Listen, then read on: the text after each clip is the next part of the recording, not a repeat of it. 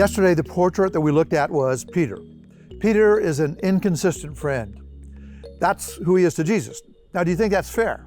I mean, yes, he betrayed Jesus, but understand he also repented. He goes back to Jesus. And what's Jesus do? He transforms him from an inconsistent disciple into a rock of dependability. Remember, it's not where you start. It's not even what happens in the middle of your story that counts. What counts is where you finish.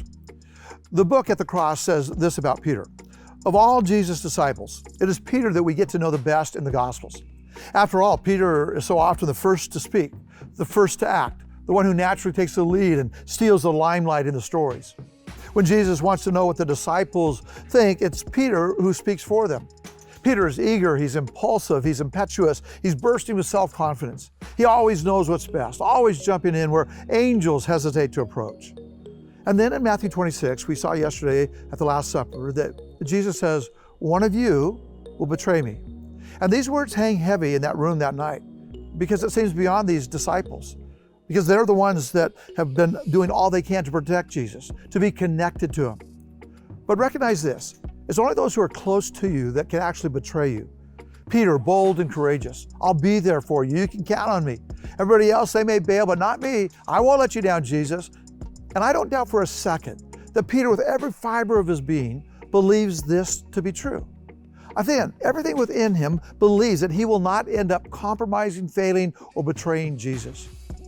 But we know the story. Jesus is arrested. And 3 times before morning, Peter denies knowing him. And Peter's crushed.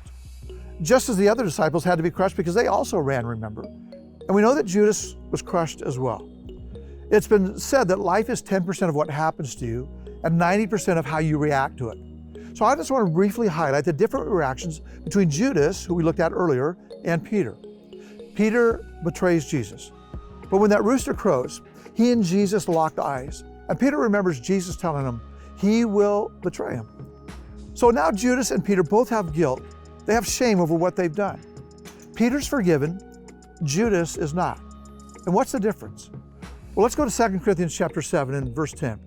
Godly sorrow brings repentance that leads to salvation without regret. But worldly sorrow, that brings death. Now, here's the deal. Every Christ follower messes up. Every one of us has sinned.